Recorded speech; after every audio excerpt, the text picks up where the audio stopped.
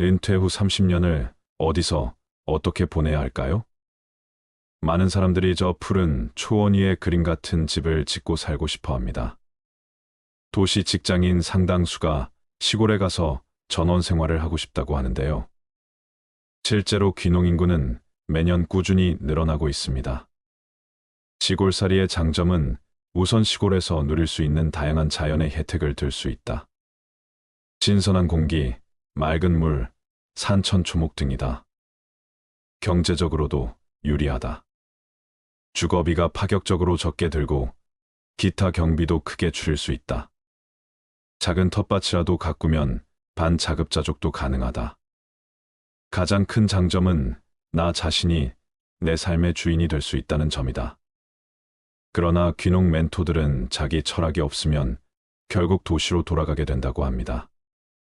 귀농 선배들은 하나같이 뚜렷한 목표 없이 귀농했다간 더 피곤한 시골 생활이 된다며 계획을 뚜렷하게 세우고 귀농해야 한다고 말합니다. 이웃과 교류하고 지역 텃세를 이겨내야 하는 등 귀농인으로 정착하려면 도시 못지않게 신경 쓸 일이 많다고 조언한다. 가장 중요한 것은 농촌과 농업에 대해 충분한 이해다. 도시 회피식, 목가적인 생각만으로 결정을 내리는 것은 위험하다. 귀농과 귀촌은 단순히 도시에 살다 농촌으로 자리만 옮기는 것이 아니다. 그곳에서 생활을 해야 한다. 스스로 농촌에서 사는 것이 즐거울 것인가를 생각해보고 그 삶이 즐겁겠다는 생각이 들었을 때 옮겨야 후회하지 않는다. 단순하게 농촌을 동경하고 좋아하는 것 정도만 갖고 시작하면 실패하게 된다. 경기 작은 도시에 살던 60대 김 씨는 몇 년 전 전남의 집단 전원마을로 귀농했다. 200가구가 살 수 있는 집단 전원마을은 말 그대로 꿈의 마을이었다. 가구마다 집 앞에 큰 잔디들이 있고 현대식 하우스를 갖춘 100% 도시 귀농인을 위한 단지였다. 그러나 김 씨는 1년 만에 다시 도시로 돌아왔다. 꿈 같은 생활을 기대했으나 답답해서 도저히 살 수 없었기 때문이다. 가고 싶은데 마음대로 갈 수 없고 이웃과 술 마시고 대화를 하는 것도 하루 이틀이지 매일 할 수 없었다고 말했다. 적응하지 못하는 귀농자들은 시골 생활이 오히려 도시보다 스트레스를 더 받고 질병도 많이 생긴다는 조사 결과도 있다고 한다. 주된 이유는 도시에 비해 즐길 수 있는 여가시설이 부족하고 대중교통도 부족해 맘대로 도시로 나갈 수 없고 건강을 수시로 체크할 수 있는 의료기관이 모자라기 때문이다. 은퇴 후 귀농 계획 많이들 알아보실 텐데요. 오늘은 귀농 귀촌을 준비하시는 분들을 위하여 귀농 선배들의 조언을 모은 성공 전략 귀농 원칙 10가지를 말씀드리고자 합니다. 잘 들어보시고 도움되시기를 바랍니다. 첫 번째, 배필을 찾듯 지극정성으로 귀농지를 정하라. 고향이나 아는 귀농자가 있는 지역이 좋다. 그렇지 않다면 대상 지역을 좁히는 것도 한 방법이다. 하나의 지역군을 정해서 집중하라. 그 지역의 부동산 정보지를 활용하거나 면사무소 직원을 잘 만나면 같이 다녀주기도 한다. 가장 좋은 방법은 토박이 농사꾼을 만나는 것이다. 그러나 어떤 경우에도 땅값부터 물어서는 안 된다. 시골살이를 시작하면 소규모든 대규모든 농사를 짓게 마련이다. 농사가 주는 즐거움과 어려움을 미리 체험해 보는 것이 중요하다. 아이들과 주말 농장에 참여하거나 화분에 고추나 배추를 심어보자. 영농서적을 구입해 읽는 열의도 중요하다. 두 번째, 반드시 가족의 동의를 구하라. 가족 모두가 활동 가능한 곳을 찾는다. 어디로 가야 할까요? 어떤 작목을 해야 할까요? 귀농지를 정할 때는 본인 중심이 아니라 함께 가는 가족 구성원 모두를 생각해야 한다. 본인은 귀농하고픈 마음가짐이 있으니까 귀농해서 힘들어도 어느 정도 참고 살 수 있죠. 그런데 아내는요? 아이는요? 가족들은 귀농 생각을 공유하고 있나요? 모두가 활동할 수 있는 곳을 찾아야 해요. 아이가 있다면 무엇보다 아이가 중심이어야 하죠. 자신의 신념은 확고한데 가족이 동의하지 않으면 기러기 아빠 신세가 될 수도 있다. 특히 여성의 경우 프라이버시를 지켜주지 않는 시골 사람들 특유의 생활 방식에 거부감을 느낄 수도 있고 여러모로 불편해 손이 많이 가는 시골 살림을 감당하기 힘들 수도 있다. 그러므로 반드시 진심에서 우러나오는 동의를 구할 필요가 있다. 말로만 동의를 구하지 말고 1에서 2년 정도 도시 생활을 병행하며 시골살이를 어떻게 할 것이며 비전은 무엇인지 보여줌으로써 신뢰를 쌓는 것이 좋다. 세 번째, 농사로 돈 벌 수 있다는 생각은 거두라. 귀농 초기 농사만으로 돈을 벌긴 어렵다. 언론에 간혹 농업으로 성공한 사례가 소개되곤 하는데 그들은 농사꾼 중 1에서 2%에 해당하는 특별한 경우일 뿐이다. 농사는 투기가 아니다. 반드시 땀 흘린 만큼의 대가가 돌아온다. 그래도 돈을 벌고 싶다면 오랜 시간을 두고 천천히 바닥부터 일을 익힌 후 투자해야 한다. 안전한 농산물을 생산하고 능력이 있으면 가공을 해서 부가가치를 높이고 든든한 유통망에 기대는 방법밖에 없다. 네 번째, 농사 이외의 소일거리를 찾아라. 소일거리가 없으면 무료해진다. 건강도 챙기면서 적더라도 생활에 보탬이 되는 일거리가 있어야 적응도 쉽고 마을 주민들과도 빨리 융화된다. 도시에서의 경험, 지식, 취미 등이 소일거리로 이어지면 더욱 좋다. 귀농을 했다고 꼭 농사를 지어야 하는 것은 아니다. 영농조합법인이나 생산자 공동체 등에서 사무일을 보거나 트럭을 몰고 배송을 다닐 수도 있다. 농사를 지으면서 부부 중 한쪽이라도 일에 종사하면 경제를 꾸리는데 도움을 얻을 수 있다. 처음엔 땅을 빌려서 농사를 지어라. 시골 사람들은 농사 짓는 것을 보고 나서야 비로소 그 사람이 농사를 지을 사람인지 아닌지를 판단한다. 때문에 첫 해 농사는 정말 열심히 해야 한다. 그 다음부터는 농지를 빌려주겠다는 사람 또는 자신의 땅을 싸게 사라는 사람이 나타날 수 있다.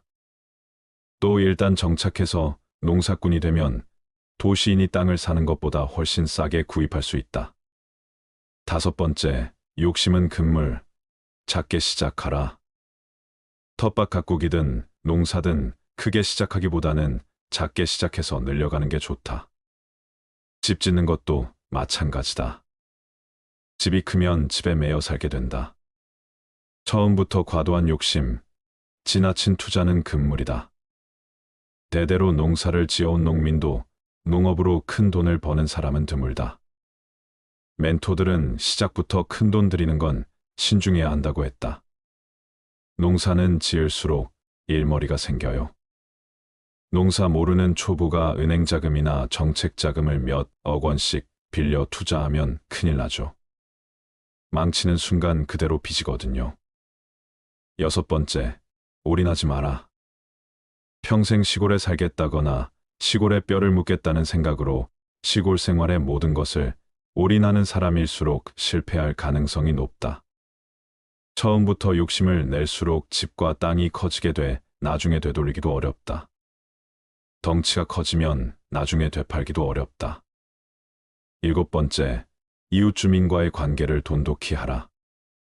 마을 주민과 잘 지내는 법은 없을까? 내가 어떤 사람인지를 먼저 보여줘야 한다. 귀농인들은 보통 농촌에 가서 빈집 있어요, 좋은 땅 없나요?부터 물어봅니다. 자기를 보여주지 않고 집과 땅만 알고 싶어 하죠. 이기적으로 보일 수 있어요. 내 소개로 지역에 들어와 잘 살면 문제없는데 못 살면 이웃들이 누가 쟤 불러들였어라고 원망하죠. 저는 이런 성격의 사람이고 그래서 이 지역에 잘 맞을 듯해요. 지역을 위해서 이런 일을 제가 할 수 있어요. 이렇게 시작하면 주민들도 경계심을 거둬들이고 전향적으로 생각하겠죠. 시골에 간 도시민들이 마을 주민과의 갈등과 불협화음 때문에 다른 곳으로 이사를 가거나 도시로 되돌아가는 경우도 적지 않다. 서로 이해하고 화합하며 어울려 사는 열린 마음이 필요하다. 현지 주민과 친해지면 배우는 것도 얻는 것도 많다. 8번째, 남의 집을 빌려 살아보라. 처음부터 큰 집을 지었다가 적응이 안 되거나 사정이 생겨 빈 집으로 놔두는 것보다 시골집을 빌려 살아보는 것도 좋다. 얼마만한 평수가 좋을지, 살면서 겪은 문제점을 나중에 집을 지을 때 반영할 수도 있다. 주택을 마련하는 방법은 다양하다. 기존의 주택을 임대에 사용하거나 구입하는 방법이 있고, 농촌 빈집을 수리해 사용할 수도 있다. 땅을 구입해 신축하는 방법도 있다. 자금 여유가 없을 경우에는 임대에 사용하는 방법도 있다. 주의할 점은 주택에 무리한 투자를 하여 후회하는 경우가 많기 때문에 과도한 욕심을 부리는 것은 금물이다. 귀농 귀촌에 사는 사람들 중 많은 수가 주택의 규모를 키워 후회하는 경우가 많다. 관리하기 편한 경제적인 집이 가장 좋은 집이다. 땅을 사고 집을 짓는 과정은 인허가에서부터 공사에 이르기까지 매우 많은 과정을 거치게 되므로 빠듯한 예산보다 여유 자금을 갖고 시작하는 것이 좋다. 농촌 빈집을 구입해 간단한 수리만 하고 사용할 생각으로 관심을 갖는 경우가 많다. 하지만 간단히 수리해 사용할 수 있는 빈집이 많지 않다. 실제 수리를 하려고 하면 생각보다 돈이 많이 든다. 또 시골에 빈집이 있다 하더라도 그 땅이 대지가 아닌 경우도 많다. 구입을 하거나 이용할 계획이라면 대지인지를 확인해 보아야 한다. 9번째, 나와 맞는 작목을 선택한다. 농작물도 유행을 탄다. 시장 가격이 비싼 작목에는 너도 나도 몰린다. 유행 따라 작목을 선택하지 말라. 귀농하는 사람들은 걱정이 많다 보니 귀가 얇다. 가격이 좋은 건 내가 하는 순간 떨어진다고 생각해야 한다. 유행 따라 작목을 선정해서는 안 된다. 작목을 선택할 때는 지역별 특산품들을 고려해 보는 것도 좋다. 특산물들의 주산지가 어디인지를 파악해 보면 귀농 지역을 선택하는 데 도움이 된다. 각 도에는 농업기술원이 있고 시군에는 농업기술센터가 있는데 작목을 선택하는 데 도움을 받을 수 있다. 10번째, 도시의 편리함을 잊어라. 농촌에서 살다 보면 의식주, 문화, 교육 등 불편한 것들이 많다. 불편한 것을 억지로 채우려 하지 말고 인정하고 적응하라. 도시에서의 라이프 스타일을 가능한 한 빨리 농촌 생활에 맞게 전환하는 것이 중요하다. 시골살이에 대해서 많은 이가 건강이나 의료에 관한 걱정을 한다. 장수의 3가지 요건은 운동과 음식, 조기검진이다. 따지고 보면 시골은 운동과 음식 등 섭생의 최적의 조건이고 조기검진은 마음의 문제이지 거리의 문제는 아니다. 은퇴 후 시골살이의 성공 조건 중 가장 큰 몇 가지만 꼽으라고 한다면 첫째, 마음의 준비와 부부간 합의가 필요하다는 점. 둘째, 마땅히 할 일이 있어야 한다는 점. 셋째, 심신이 건강하고 부지런해야 한다는 점. 넷째, 사회적 교류는 적정 수준인 게 좋다는 점. 다섯째, 살면서 현지 주민과 맞는 거맥한 생활이 필수적이라는 점. 여섯째, 마음을 비워야 한다는 점이다. 전원 생활에 성공하기 위해서는 시골에서의 노동을 생활의 일부로 줄여야 한다. 우리가 알고 있는 시골 생활은 힘들게 농사를 짓거나 시골집을 관리하느라 고생하는 모습으로 가득 차 있다. 이보다는 하루 일과 중 4시간 정도의 활동으로 생활할 수 있도록 집과 땅의 크기를 줄여야 한다. 또한 취미생활, 독서, 문화활동과 같은 지적생활을 유지해야 한다. 정신적인 건강을 챙기는 일은 삶의 질을 높이기 위해 반드시 필요하다. 일반적으로 노후에는 여유로운 생활을 해야 한다고 생각하지만 이어링 부부는 치열한 정신적인 활동을 요구하고 있다. 날로 고양되는 정신적인 풍요로움으로 인생의 지루함과 무의미함을 떨쳐내는 일은 중요하기 때문이다. 마지막으로 단순하게 이웃이나 주위 사람들과의 관계보다는 사랑하는 사람들과의 관계에 하루 4시간을 쏟을 것을 강조하고 있다. 은퇴 후에는 인간관계가 지루해지거나 좁아지기 마련이다. 사회봉사, 취미생활, 자기계발에서 뜻을 같이 하는 사람들과 진지하게 만나는 인간관계는 멋진 삶의 조건이 된다. 부담 없이 전원 생활을 시작하는 몇 가지 방법을 고민해 보는 것도 좋을 것 같다. 첫째는 도시 근교에서 전원 생활을 조금씩 경험해 보는 방법이 있다. 도시 주위에는 전원이나 다름없는 한가로운 지역들이 많다. 이런 곳에 있는 아파트나 단독주택에 살면 자연스럽게 시골 생활을 경험하게 된다. 보험사에서 은퇴한 60대 김 씨는 시골 생활을 꺼려하는 아내를 위해 지방 중소도시에 있는 시골이나 다름없는 지역의 아파트에 전세를 들어 지냈다. 시골에는 아파트 생활을 하면서 농사를 짓는 사람들이 제법 많기 때문에 자연스럽게 시골 생활을 즐기는 방법이 됐다. 김 씨 부부는 이렇게 몇 년간 경험을 한 다음 전원 생활을 본격적으로 시작했다. 둘째는 시골에 소박한 집을 마련하는 방법이 있다. 도시에 주된 거주지를 두고 시골에 저렴하고 작은 집을 마련해 도시와 농촌 생활을 병행하면 된다. 건강할 때는 전원 생활이 가능할지 모르지만 부부 중 한 사람이 중병에 걸리거나 간병기가 열리면 전원 생활은 어려워진다. 그래서 건강할 때, 그리고 기후가 좋을 때는 전원 생활을 하고 추운 겨울이나 간병기가 열리면 도시에 자기 집으로 돌아오는 방법이다. 셋째는 전원 생활을 하더라도 혼자서 외롭게 이주하기보다는 공동체를 이용하는 방법이다. 요즘 많은 지방자치단체들이 대규모 한옥단지나 은퇴촌을 만든 다음 도시의 은퇴자들을 유치하기 위해 노력하고 있다. 이런 곳은 공원, 도서관, 식당, 카페와 같은 기반 시설이 좋기 때문에 생활 만족도가 높다. 하지만 공동체 구성원들 간의 분위기는 공동체마다 워낙 다르기 때문에 선택하기가 쉽지는 않다. 단기 체류를 해본 다음 최종 결정을 하는 것이 좋다. 우리는 100세 시대를 살아가고 있습니다. 인생은 정말 길고 긴 여정입니다.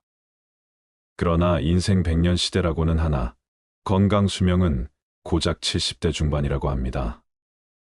80세부터의 인생은 70대와는 전혀 다릅니다. 체력도 기력도 그렇거니와 어제까지 하던 일이 오늘 할 수 없는 사태가 몇 번이고 닥친다고 합니다. 여기저기 몸의 불편함도 많아지겠지요. 암, 뇌경색, 심근경색, 폐렴 등 질병에도 걸리기 쉬워지고 혹시 내가 치매인가 하고 불안한 생각도 들 것입니다. 때로는 절망과 고독에 빠질지도 모릅니다. 행복한 노후와 행복하지 않은 노후의 경계에서 좋은 삶을 선택하기 위해서는 나이 듦을 받아들이며 스스로 할 수 있는 일들을 소중하게 생각하고 활용하는 자세가 중요할 것입니다. 80세의 벽을 잘 넘기면 20년을 행복하게 보낼 수 있다고 하는데요. 그렇다면 80세의 벽을 잘 넘으려면 어떻게 해야 할까요? 80세의 벽을 잘 넘기 위해 해야 할 일에 대해 말씀드릴게요. 다음 사례를 들어보세요. 올해 나이가 100세이신 김 씨 할머니의 자식들은 속이 탑니다. 몇 년 전 아버지가 세상을 떠나고 홀로 남은 어머니가 너무 걱정입니다. 그래서 어머니를 모시고 살려고 집까지 새로 구했지만 어머니는 굳이 혼자 살겠다고 하십니다. 매 끼니마다 밥도 안 먹고 돼지고기만 먹고 그리고 건강에도 안 좋은 커피는 왜 이렇게 많이 마셔요? 그러다 진짜 큰일 나요. 그리고 할머니의 식습관도 문제입니다. 할머니는 매일매일 국도 밥도 없이 돼지고기, 목살에 파랑 된장을 넣어서 푹 삶아서 소금에 찍어 드십니다. 그리고 식후엔 설탕 2스푼 넣은 믹스커피를 즐기시는데 한두 잔이야 그럴 수 있다 쳐도 이걸 하루에 10잔을 넘게 드십니다. 그러니 자식들이 걱정이 안 될 수가 없지요. 근데 재미있는 건 할머니가 누구보다 건강하다는 사실이었습니다. 심지어 할머니보다 나이가 25살 어린 딸보다 건강했습니다. 정작 엄마가 걱정이 되어 잔소리하는 딸은 여기저기 몸이 안 좋아서 절뚝이고 다녔지만 할머니는 딱히 아픈 것도 없고 활기가 넘치십니다. 그리고 요즘 할머니는 젊었을 때 못했던 한글 공부를 하십니다. 물론 혼자 독학으로 하셔서 글자가 삐뚤빼뚤이지만 그래도 자신이 좋아하는 노래가락 적고 그때그때 떠오르는 말을 메모해 놓습니다. 세상에 올 때 내 맘대로 온 건 아니지만 이 가슴에 꿈도 많았지. 이런 글로 시작하는 일기를 적기도 하십니다. 그렇게 한글 공부가 끝나면 할머니는 또 부지런히 외출을 하십니다. 근처에 있는 놀이터에서 소시적 잘 탔던 그네도 신나게 타시고 공원에 있는 운동기구도 타십니다. 공원에는 다리운동 기구에 팔운동 기구까지 없는 게 없습니다. 게다가 그곳에서 운동하러 온 동네 사람들과 이야기를 나눌 수도 있습니다. 단지 할머니가 나이가 많으셔서 다들 자식이나 손주 나이 또래가 많을 뿐입니다. 그런데 젊은 사람들도 하기 힘든 하체 운동을 할머니가 하는 것을 보고 다들 놀라지요. 그리고 운동을 하고 돌아오는 길에 할머니는 꽃집에 들러 꽃 구경도 합니다. 그리고 집 앞 마당 울타리 아래에 지나가는 사람들 보라고 심을 꽃도 몇 송이 샀습니다. 그때 할머니 집에 동네 꼬마 친구가 놀러 왔습니다. 할머니, 나 머리 해주세요. 할머니께서 놀이터에 운동 다니면서 알게 된 꼬마 친구인데 한 번씩 집에 놀러 오면 할머니께서 머리를 예쁘게 따줍니다. 그렇게 할머니와 아이가 재미나게 노닥거리고 있으면 학교를 마치고 지나가던 꼬마 손님들이 어느새 집 안으로 들어옵니다. 그러면 꼬마들 할머니 집 마당이 북적북적 동네 사랑방이 됩니다. 그리고 남는 시간엔 자신과 70년을 함께 해온 재봉틀을 꺼내서 예쁜 옷을 만듭니다. 어려운 시절 할머니는 이 재봉틀로 자식들 옷을 다 입혔기 재봉틀은 단순히 물건이 아닌 할머니의 분신과도 같습니다. 요즘은 이 재봉틀을 가지고 이웃이 맡겨준 옷을 수선해 주기도 하고 식탁보나 이쁜 소품을 만들어서 마을 장터에서 판매도 하십니다. 그리고 하루에 꼭 10시간을 주무시는 할머니는 취침 전에 라디오를 꺼내서 노래를 흥얼흥얼 따라 부르기도 하시면서 잠들기 전까지 즐겁고 행복한 시간을 보냅니다. 그렇게 할머니는 70년을 보낸 정든 집에서 떠나기가 싫습니다. 자식들이 아무리 이쁜 전원주택에서 같이 살자고 해도 관심이 없습니다. 운동할 수 있는 장소가 있고 말동무도 많고 꼬마 친구들도 있는 이 집이 좋습니다. 덕분에 할머니는 100세가 넘은 나이지만 육체적 정신적 건강은 30년이 젊습니다. 100세 시대 100세 인생이라는 말이 넘쳐나는 요즘입니다. 하지만 100세 시대라고 해서 모든 사람이 사연속 할머니처럼 100세를 맞이하는 것은 아닙니다. 또한 100세를 맞이했다고 해서 모두 건강하고 행복하리라는 보장도 없습니다.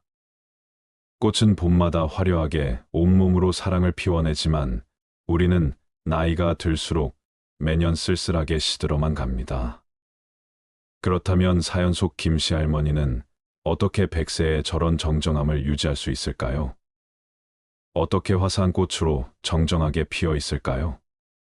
그리고 우리도 비록 100세까지는 바라지 않더라도 어떻게 하면 건강한 노후를 맞이할 수 있을까요? 전문가들 말에 의하면 그 답은 바로 80세를 어떻게 넘기느냐에 달려 있다고 합니다. 사람의 몸은 나이가 들어감에 따라 내부 장기의 세포 숫자가 감소하게 됩니다. 이것이 인체 내부의 기능이 저하되는 원인이라고 볼 수 있는데요.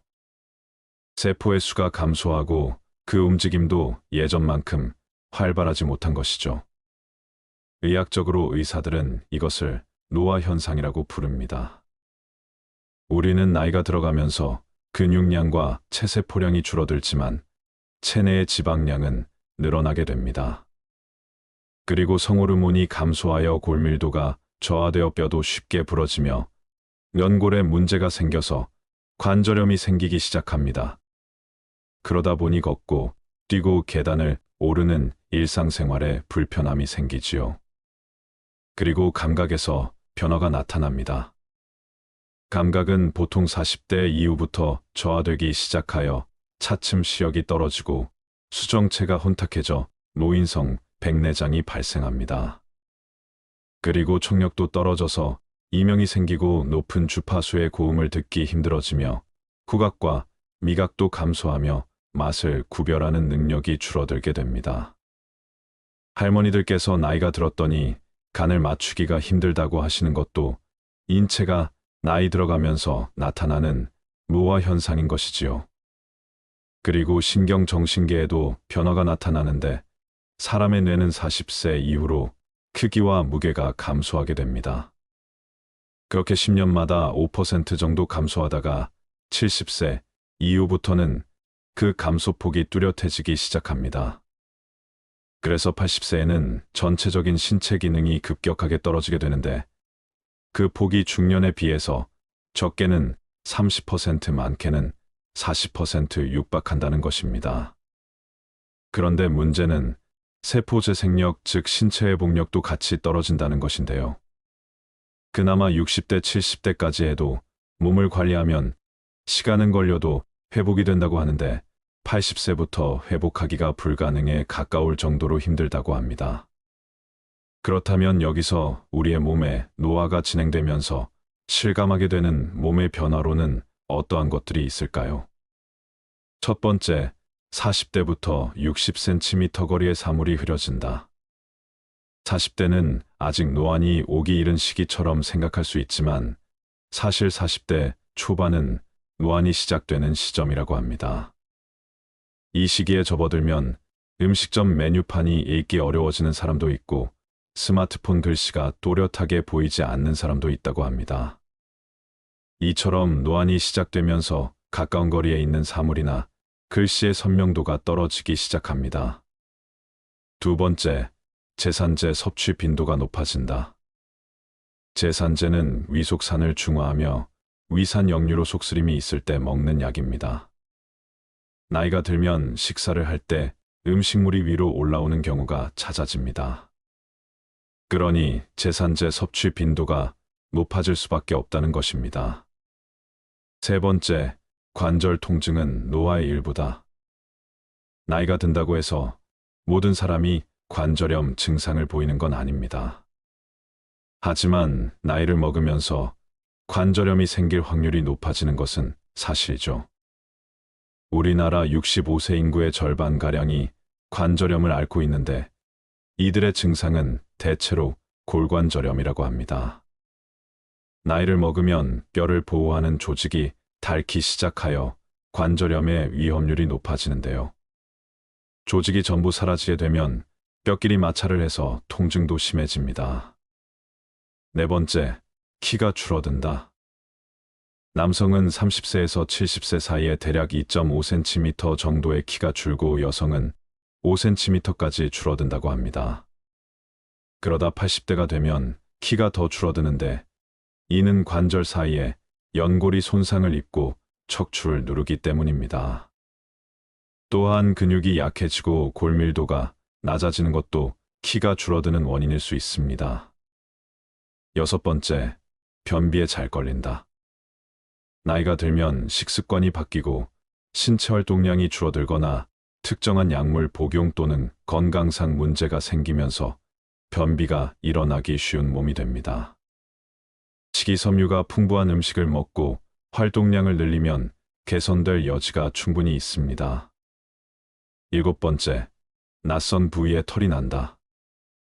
남성뿐 아니라 여성 역시 폐경기 후에는 머리카락이 빠지게 됩니다. 하지만 볼이나 위십술 등 평소에 나지 않던 부위에 갑자기 털이 생기기도 합니다. 이는 테스토스테론이 늘고 에스트로겐이 부족해지면서 나타나는 노화 현상입니다. 여덟 번째, 젊은 사람보다 잠을 덜 잔다. 나이를 먹으면 잠이 줄어든다는 말이 있습니다.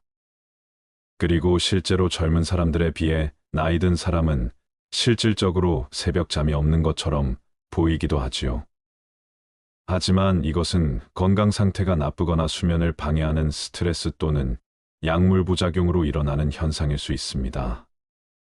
우리는 나이와 관계없이 여전히 적정 수면 시간을 취하는 것이 좋습니다. 여기까지 대표적인 노화 현상에 대해 알아보았는데요. 그렇다면 이번에는 이러한 노화 현상이 일어나는 노년을 맞아 우리는 어떻게 하면 80세가 넘어서도 몸과 마음을 건강하게 유지할 수 있을까요? 어떻게 하면 80세 이후에도 노년을 즐겁고 행복하게 보낼 수 있을까요? 첫 번째, 노후 생활도 학습이 필요합니다. 올해 85세를 앞둔 어느 건강한 어르신은 70대의 건강을 계속 유지하면 80대 이후에도 노후의 건강을 유지할 수 있다라고 말합니다. 그러면서 노후에도 공부가 필요하다고 하는데요. 70대는 받아들이는 공부를 하는 것이 아니라 배워온 것들을 쏟아내는 공부가 되어야 한다고 합니다. 왜냐하면 70대 이전까지 익숙한 것들은 80대에도 어느 정도 유지될 수 있으나 70대의 모든 걸 포기하고 은둔하면 남은 기간은 어쩔 수 없이 타인의 도움을 받게 된다고 합니다. 지금 몸에 밴 습관들은 80대가 되어서도 자연스레 할 수 있지만 70대에 아무것도 하지 않으면 80대에 그야말로 아무것도 할 수 없게 된다고 하십니다. 그런데 이분도 사실 70에 접어들면서 의기소침하게 했다고 하십니다. 평생 건강하리라 믿었던 몸에게 배신을 당한 듯한 기분이 들었기 때문이었습니다. 왜냐하면 이분은 일생 동안 병원 다닌 기록이 10번이 안 된다며 큰 소리쳤지만 70줄에 들어서면서는 일생 동안 다녔던 것보다 더 많이 병원을 전전해야 했습니다. 병의 원인 대부분은 퇴행성 질환이 있습니다. 갑자기 증상이 심해져서 응급실까지 가야 했었다고 하십니다. 그러시면서 퇴행성 질환의 잘못을 탓할 일은 아니라고 70년을 사용했으니 그만하면 다행이라고 그러니 지금부터는 70년 이상을 사용해온 몸을 잘 보살펴 줘야 할 때라고 하십니다. 그렇게 70대에 나타나는 노화 현상을 겪으시면서 두렵기도 하고 분노가 일기도 했지만 나중에는 이것이 자연 현상이라는 걸 받아들이면서 여유가 생겼다고 합니다. 또한 전문가들도 노화 현상의 개인차가 가장 많은 시기가 70대라며 그때부터 건강한 사람과 그렇지 못한 사람과의 차이가 급격히 나타나며 그 차이가 80대 이후의 삶을 결정한다고 합니다. 두 번째, 노년에도 할 일은 있습니다. 어느 시골 마을에 80대 용달 트럭 기사분이 계신다고 합니다. 시골에서 살다 보면 트럭은 없는데 소소하게 짐을 옮길 일이 가끔 생기는데요. 그래서 지역신문을 보고 연락을 하면 언제나 달려오시는 분이 82세 할아버지이다. 물론 할아버지는 나이가 있으시기에 손을 좀 떠십니다. 그래서 손님들은 처음에는 할아버지를 보고 당황하기도 하지요. 짐을 옮기는 걸 도와달라고 기사를 불렀는데 되려 손님이 기사를 도와야 할 판이니까요. 그런데 할아버지는 줄과 천을 이용하여 짐을 고정하는 솜씨가 일품이다. 그리고 무거운 짐도 직접 드시는데 50kg 넘는 짐도 노하우가 있으셔서 거뜬히 드십니다. 그리고 산림조합 같은 곳에서 연락이 오면 장작을 잔뜩 실어다가 전국에 배달을 다니십니다. 그래서 날씨가 추운 겨울이면 배달을 하시며 전국을 다니십니다. 그래서인지 할아버지는 얼굴에 생기가 가득하고 언제나 미소를 잃지 않습니다. 물론 나이 때문에 손떨림과 얼굴에 검버섯은 있지만 얼굴과 눈빛에서 풍기는 총명함은 젊은 사람 못지 않습니다. 그러고 보면 우리가 장인이라고 부르는 분들은 80, 90세에도 건재하게 자기 일을 하십니다. 술을 빚는 장인, 그림을 그리는 화가 등 평생의 일을 가진 사람들은 건재함을 과시하지요. 이미 초고령 사회로 진입한 일본의 경우 일주일에 4일, 하루 5시간을 일하고 한 달에 125만 원을 받는 80대 노인 일자리가 넘쳐난다고 합니다. 우리나라에서도 7080 노인들이 지하철 택배나 도보로 간단한 배달 일을 하는 노인들의 일자리가 생겨나기 시작했습니다. 서 있다가 앉으면 눕고 싶고 누우면 자고 싶은 것이 인간이 가진 관성의 법칙이지요. 하지만 꾸준히 목표를 세우고 실천하면 우리는 건강한 일상을 유지할 수 있을 것입니다.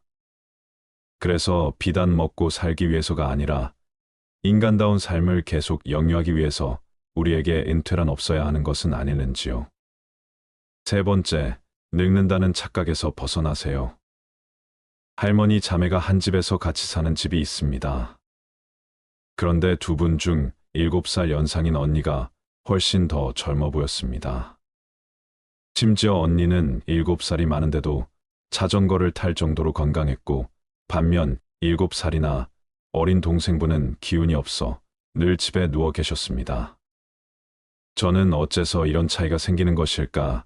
당시엔 도무지 이해가 되지 않았지만 얼마 전 어떤 책을 보고는 조금 납득을 하게 되었습니다. 이 책에는 시간 거꾸로 돌리기 실험이 등장합니다. 이것은 자기 몸을 온전히 가누지 못하는 70대와 80대의 노인들을 상대로 20년 전 시간으로 되돌려 일주일간 독립적으로 생활하도록 하는 실험인데요. 여기서 시간을 돌리는 방법은 간단합니다. 그 시절의 뉴스와 영화를 보고 그때의 생활을 그대로 재현하는 것이지요. 그러자 일주일 만에 놀라운 결과가 도출되었다고 합니다. 실험 전까지만 해도 글자가 보이지 않아 포기했던 독서나 관절이 아파서 하지 않았던 설거지와 청소는 물론 강아지를 산책시키는 일까지 노인들은 스스로 그 모든 일을 해냈다고 합니다. 청력, 기억력, 악력, 유연성, 자세나 걸음걸이까지 현저히 젊어진 것이지요. 그러면서 글쓴이는 이렇게 말합니다. 노인들의 발목을 잡는 것은 신체가 아닌 신체적 한계를 믿는 사고방식이라고 말입니다. 물론 물리적인 신체적 조건을 정신력으로 모두 바꿀 수는 없겠지만 우리의 삶에 있어서 마음가짐이 주는 긍정적인 효과는 결코 가벼운 것이 아니라는 것은 분명하다 할 것입니다. 또한 우리 사회는 사회적 시계를 중시합니다. 그래서 20대에는 취업, 30대에는 결혼, 40대에는 내 집 마련 같은 과제가 주어지는데 여기서 우리는 신체 나이에 맞는 올바른 생활 방식과 태도가 있다고 믿으며 그것을 지키려 노력하면서 살아갑니다. 그리고 그 결과로 60대와 70대에 남는 건 은퇴와 노화뿐이지요. 그러니 내가 이때까지는 남들의 시선과 가족의 기대 때문에 내 몸과 마음을 끼워 맞춰주면서 계속 참고 살아왔다면 이제는 여러분들의 몸과 마음의 소리에 귀 기울여 보시는 건 어떨까요? 늘 먹던 것, 항상 가던 곳도 좋지만 새로운 음식을 먹고 가보지 않은 곳을 한번 가보는 것입니다. 그렇게 구부정해지려는 마음을 한 번 더 쭉 펴보시는 것은 어떨까요? 네 번째, 치매 예방을 실천하세요. 얼마 전 치매 치료제가 나왔다는 보도를 본 적이 있습니다. 그 외에도 수많은 약들이 쏟아져 나오고 있는 상황이라고 하는데요. 치매는 우리 뇌에 아밀로이드 베타 단백질이라는 물질이 생기고 쌓여서 발생하는데 이러한 신약들이 이 물질의 형성 및 축적을 저해하여 초기 단계의 치매 환자 증상을 상당히 호전시켰다 합니다. 하지만 아직 개발 초기 단계일 뿐 치매는 암과 더불어 아직도 우리에겐 미지의 영역이죠. 그리고 시중에 풀린 현대의학의 수준에서는 효과가 조금 있을 수 있는 정도의 약밖에 없는 것이 현실입니다. 즉 조기에 발견해도 아직은 의료의 힘으로 치매는 어찌할 도리가 없습니다. 우리는 치매를 예방하기 위해서 많은 노력을 기울여 볼 수 있는데요. 전문가들이 추천하는 치매 예방법으로는 다음과 같습니다. 첫째, 평소 손과 입을 바쁘게 움직이자. 둘째, 활발한 뇌활동으로 기억하고 배우는 습관을 들이자. 셋째, 담배는 뇌 건강의 적이다. 넷째, 과도한 음주는 뇌세포를 파괴한다. 다섯째, 싱겁게 먹고 채소와 견과류를 많이 먹자. 여섯째, 적절히 운동하자. 그런데 우리가 치매가 걸리는 것보다 더 무서운 것은 우리가 치매라고 진단받는 순간 주변 사람들의 태도 변화와 나의 사회적인 역할이 빼앗긴다는 것입니다. 몇 년 전에 5060세대를 대상으로 치매를 두려워하는 가장 현실적인 이유가 무엇인지를 묻는 설문조사를 했습니다. 조사 결과를 보면 가족이나 주변 사람들에게 피해를 줄까봐라고 답한 사람들이 가장 많았다고 합니다. 이는 우리가 치매를 두려워하는 가장 큰 이유가 치매에 대한 부정적 인식이 너무 강하다는 것을 시사합니다. 우리나라는 곧 치매 환자가 100만 인구 시대를 앞두고 있다고 합니다. 치매는 남이 아닌 바로 나의 문제일 수 있습니다. 우리는 치매 예방에 힘쓰는 한편 치매가 든 노인이라 하여 편견을 가지고 바라보는 일은 없어야 할 것입니다. 왜냐하면 치매는 다름 아닌 우리의 문제일 수 있기 때문입니다. 실제로 85세 이상의 노인의 둘 중 한 명은 치매에 걸릴 수 있다고 합니다. 이때 우리는 그 둘 중 하나가 내가 아니었으면 하지만 만약 다행히도 내가 치매 환자가 아니라고 해도 나의 배우자나 부모나 친구가 치매에 걸려 있을 것이며 우리는 그들을 돌보는 보호자로 살아야 합니다. 그렇기에 우리가 치매를 알고 대비해야 한다는 것이지요. 또한 80세가 넘으면 누구나 몸속에 암을 품고 있으며 누구나 인지장애 치매가 생긴다고 전문가들은 말합니다. 그렇게 우리는 모두 다 같이 막막하고 두렵기만 한 치매를 앞두고 있지만 지피지기면 백전백승이라고 그것이 무엇인지 미리 알고 갈 수 있다면 어떨까요? 그래서 최대한 치매를 늦출 수 있거나 걸리지 않을 수 있다면 어떨까요? 그러면 우리의 미래의 삶이 조금은 덜 불안하지 않을까요? 여러분, 젊은 시절은 변함이 없는데 노후는 길어졌습니다. 물론 100세 시대라고 해서 누구나 100세까지 살지는 않습니다. 우리나라의 노인 평균 수명은 80세 초반 중반인데 문제는 80세가 넘어가면서부터 급격한 변화가 몰려옵니다.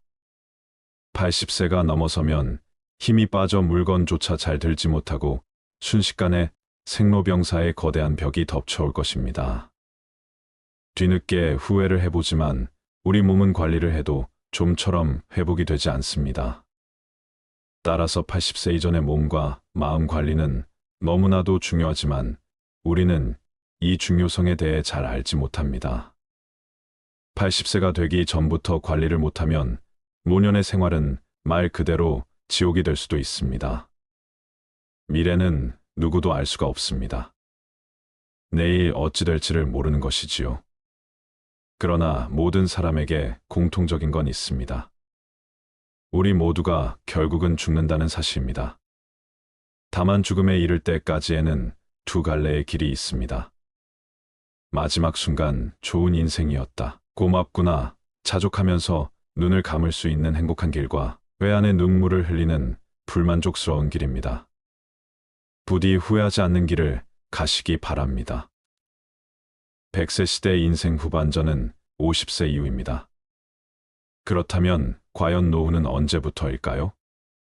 노인이 되는 연령층인 65세 또는 70세 이상이 노후라고 보는 사람이 많습니다. 입은 닫고 귀는 열어라. 노인이 되면 말을 줄여야 한다. 많은 말은 잔소리가 되기 쉽고 꼰대로 불릴 수 있다. 맞는 말이라도 최소한으로 말을 줄일 줄 알아야 한다. 거품을 떨지 말아야 한다. 자식 자랑, 돈 자랑, 배우자 자랑을 하지 말아라. 돈 자랑은 돈이 없는 사람이 더 많기 때문이고 자식 자랑도 힘든 자녀가 더 많기 때문이다. 아픈 사람 앞에서 건강 자랑도 그렇지 않은 사람이 많기 때문이다. 일을 헤아릴 줄 아는 사람이 되어야 한다. 멋있게 나이 든다는 것은 바로 이런 것이다. 선입견은 대부분 부정적인 부분이 많이 생길 수 있다. 고정관념에서 벗어나야 한다. 어디 출신이나 학력 등으로 사람을 평가절하하는 경우가 있다. 인생은 마라톤이라 인생은 각기 그 꽃 피우는 시기가 다르다. 선입견이나 한 번의 편견으로 내가 느낀 것이 그 사람의 모든 것처럼 재단하지 말라. 고정관념에 갇히는 순간 고집스러운 노인이 되기 쉽다. 나이 들어서 추해지지 않으려면 편견에서 벗어나 매사 너그러운 사람이 되어야 한다. 나이 들수록 외모를 관리하지 않는 것은 어리석다. 자기 관리에 힘써야 노출을 피할 수 있다.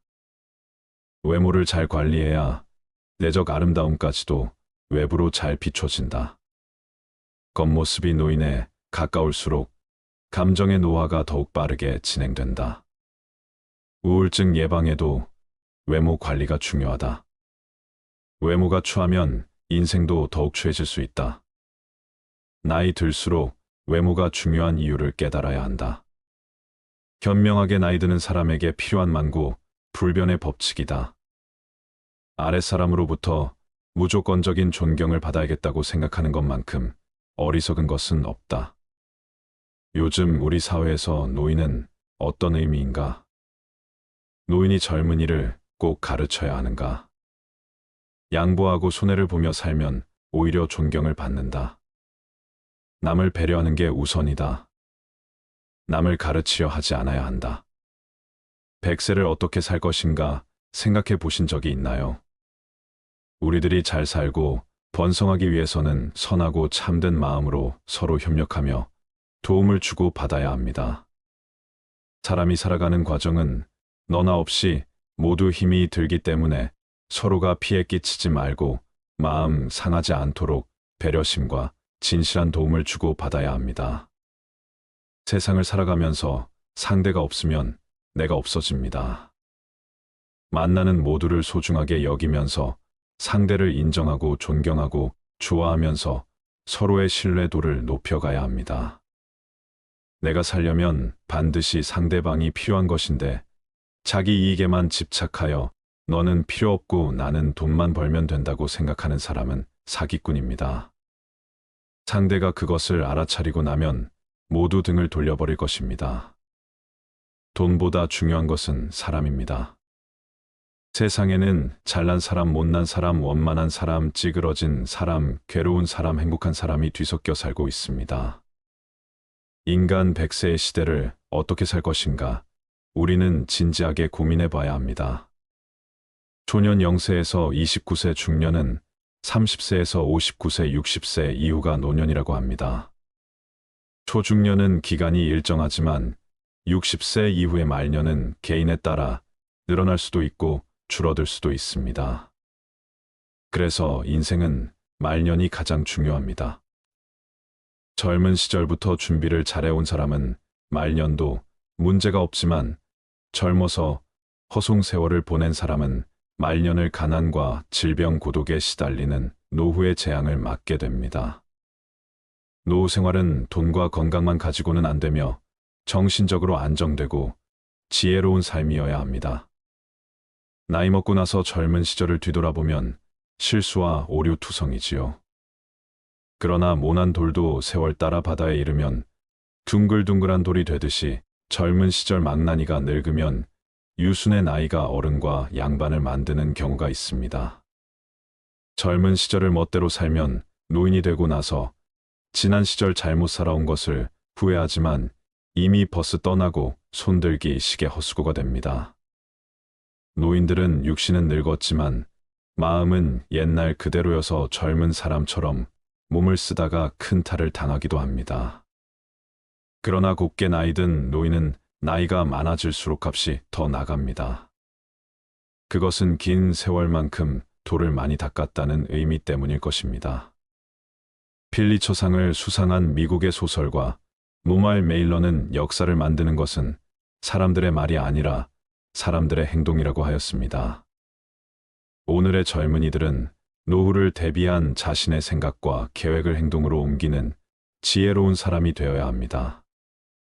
짐승들도 지혜로운 면이 있어서 새들도 자기 집은 직접 짓고 사는데 따치가 집을 지으면서 남쪽으로 입구를 내면 강한 북풍이 불 것이고 북쪽 입구를 내면 강한 남풍이 불 것을 예견한 지혜 때문입니다. 세상살이는 호락호락하지 않기 때문에 노후 준비를 철저히 해야 합니다. 첫째는 건강, 둘째는 일, 셋째는 돈으로 해보세요. 첫째, 내 몸이 건강해야 하고, 둘째, 노인이 되어서도 할 수 있는 일거리를 준비해야 합니다. 그러면 마지막에 경제 문제는 자동 해결이 됩니다. 총회 선생님을 모델로 삼아 보세요. 노후 준비는 돈을 우선시하면 실패하게 됩니다. 힘이 들어도 꾸준하게 체력을 단련하고 각종 자격증을 준비하거나 일할 수 있는 능력만 갖추어 두면 인간 100세에 걱정할 것 없습니다. 그리고 젊어서 고생을 피하지 마세요. 새로운 경험을 쌓는 것에 두려움을 느끼지 않고 자신이 아끼는 것을 소중히 여기는 지혜를 찾으시길 바랍니다. 인생을 후회하지 않기 위해서는 자신이 인생을 살아가는 방식에 대해 깊이 생각하고 더 나은 결정을 내리는 것이 중요합니다. 자신의 꿈과 목표를 추구하며 인생에서 가장 소중한 것들에 대한 시간과 노력을 아끼지 마세요. 행복은 바로 내 마음 안에 있습니다. 감사합니다.